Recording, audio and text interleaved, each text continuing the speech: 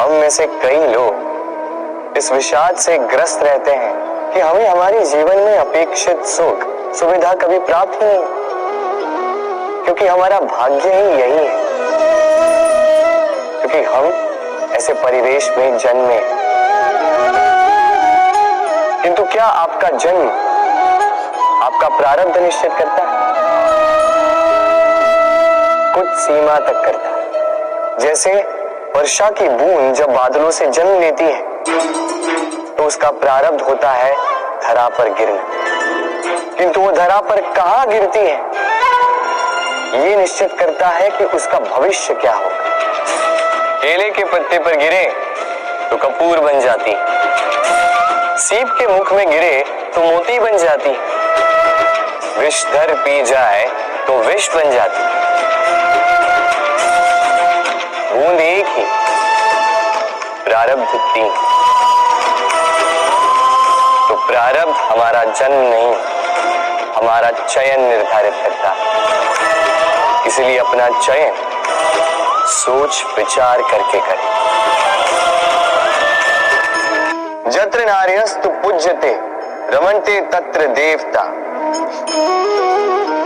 अर्थात जहां नारी की पूजा होती है वहां देवता बसते। हम ये सब मानते हैं किंतु अपनाते कितना?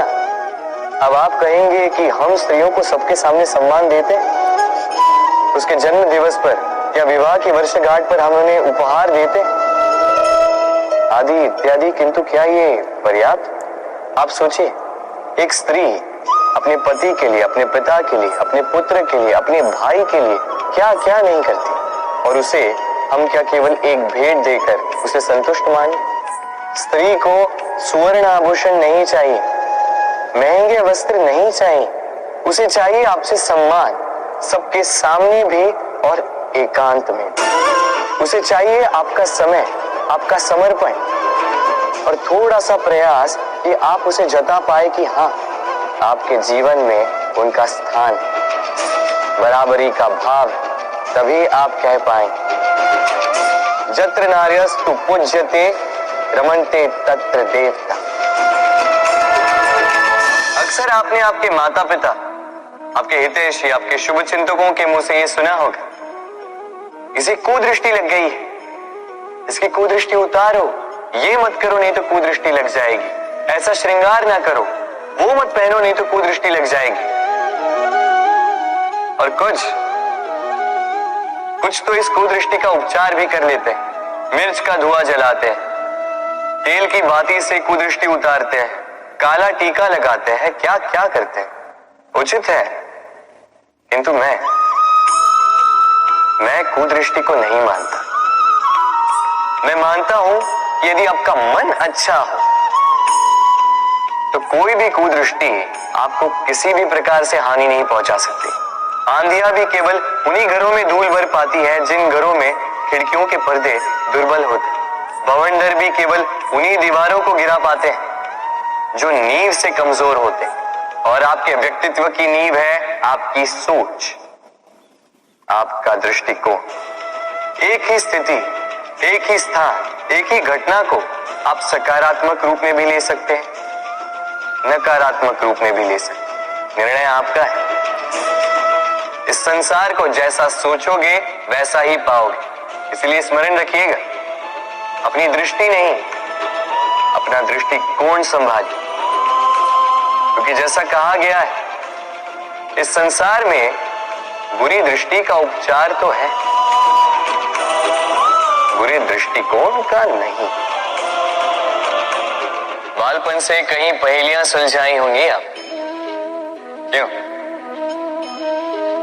तो आज एक और सुलझा लीजिए। बताइए, आपके जीवन में वो कौन सी वस्तु है जो आपका सबसे बड़ा मित्र भी है और सबसे बड़ा शत्रु भी?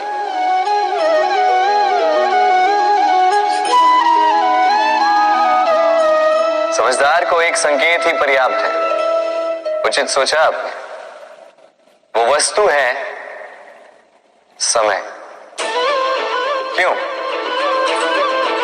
क्यों समय आपका सबसे बड़ा मित्र और समय ही आपका सबसे बड़ा शत्रु है?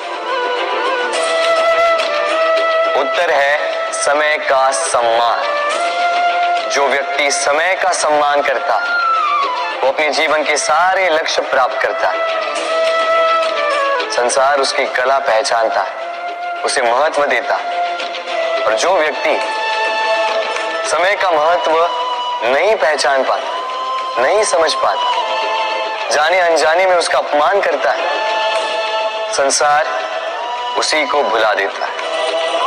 इसीलिए समय का सम्मान करें, उसे व्यर्थ ना करें, क्योंकि अच्छा समय इस संसार को बताएगा आपकी वास्तविकता क्या है, किंतु बुरा समय आपको बताएगा कि इस संसार की वास्तविकता क्या है। जीव जन्म लेता है और उसके साथ ही जागती है उसकी स्मृति।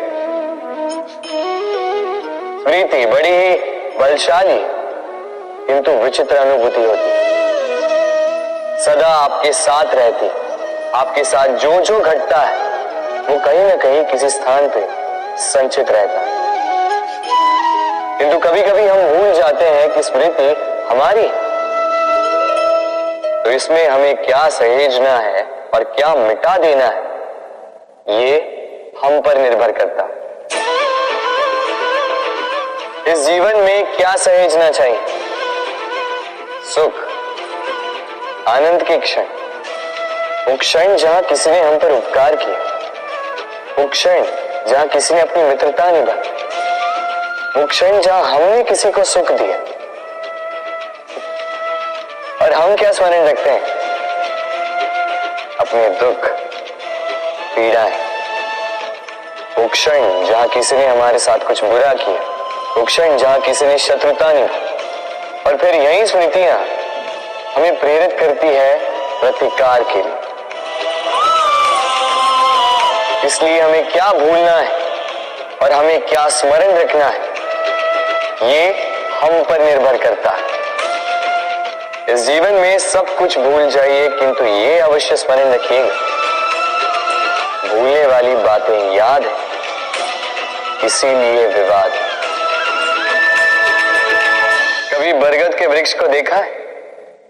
कितना विशाल होता है। कभी कभी भय लगता है कि इन भारी डालों का बोझ इतना सह भी पाएगा या नहीं। भय लगता है कि कहीं ये वृक्ष टूट कर न गिर जाए, किंतु नहीं।